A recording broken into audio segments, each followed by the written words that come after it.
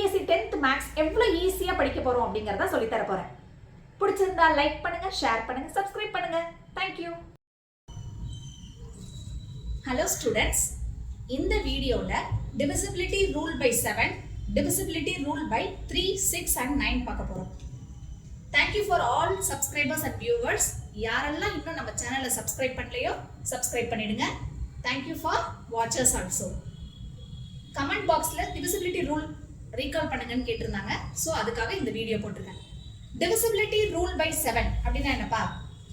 ஒரு number கொடுத்திருந்தாங்கன்னா double the last digit and subtract it from the remaining number. For example 574 அப்படின்னு ஒரு number கொடுத்திருக்காங்கன்னு வச்சுக்கோங்களேன். இப்போ 4ங்கிறது உங்களோட லாஸ்ட் டிஜிட். அதை டபுள் ஆட் பண்ணிக்கணும். அதோட வேல்யூவை திருப்பி ஆட் பண்ணிக்கணும். Double the last digit. So 4 plus 4 we get 8 and subtract it from the remaining number. When we add these two numbers we get 8. இந்த 8 இந்த 57 ஓட subtract பண்ணணும். நமக்கு என்ன ஆன்சர் கிடைச்சிருக்கு? 49. இந்த 49 அப்படிங்கிறது divisible by 7. 7 டேபிள்ல இந்த நம்பர் divisible ஆனுச்சு, அதாவது உங்களோட ரிமைண்டர் 0 கிடைச்சது அப்படின்னா இந்த நம்பர் 574 is divisible by 7. இதே இன்னொரு நம்பர் பார்க்கலாம்.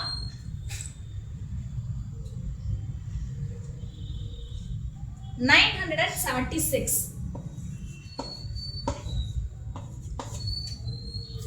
6ங்கிறது உங்களோட லாஸ்ட் டிஜிட். ஸோ நம்ம ஆட் பண்ணோம்னா நமக்கு என்ன டிஜிட் கிடைக்குது? 12. இந்த 12 கொண்டு இங்க சப்ட்ராக்ட் பண்றோம். 85. 85 is divisible by 7 or not? We have to check. Check பண்ணக்குள்ள 85 7 டேபிள்ல டிவைட் பண்ணி பார்க்குறோம். 1 7 is 7, balance 1, 50, 2 7s are 40, balance 1. உங்களோட ரிமைண்டர் 0 வரல அப்படின்னு சொன்னா இந்த number not divisible by 7. 976 is not divisible by 7.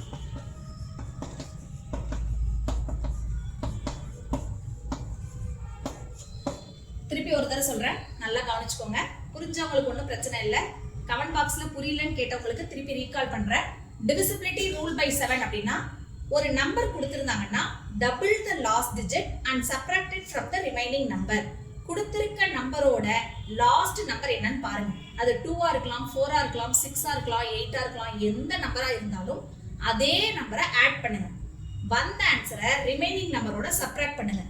அந்த நம்பர் 7 டேபிள்ல டிவைட் பண்ணக்குள்ள 0 கிடைச்சதுன்னா that number is divisible by 7. அப்படி இல்லைன்னா not divisible by 7. இதான் ஈஸியா கண்டுபிடிக்கிறதுக்கான வழி.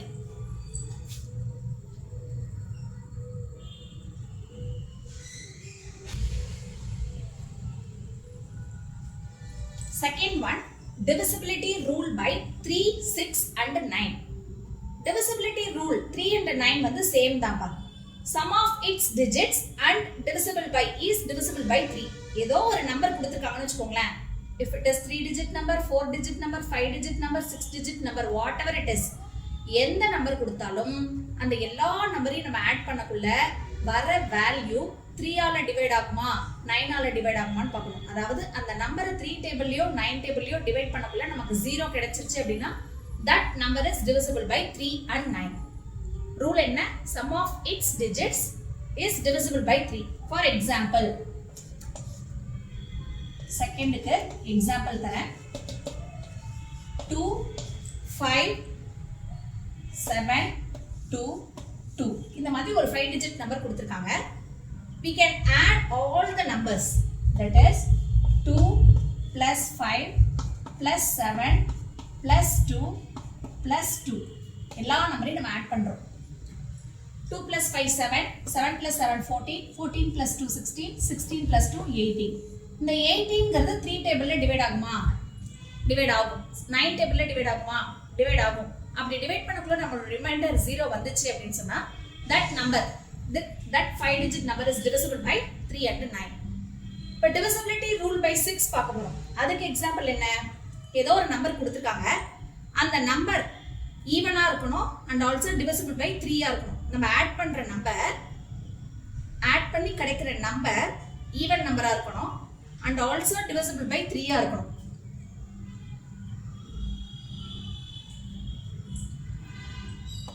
Example 1 0 190 116. இது எல்லா நம்பரையும் நம்ம ஆட் பண்றோம். 1 plus 9 plus 0 plus 1 plus 1 plus 6. We get 18. 7 8 9 9 plus 9 18. Last number even ஆ இருக்கு and also divisible by 3 ஆ இருக்கு. அப்படி அந்த ரூலை சாட்டிஸ்ஃபை பண்ணுச்சுன்னா that number is divisible by 6. தெளிவா எக்ஸ்பிளைன் பண்ணிருக்கேன், புரிஞ்சிருக்கும்னு நினைக்கிறேன். நெக்ஸ்ட் வீடியோல அடுத்தடுத்த இது பார்க்கலாம். Thank you.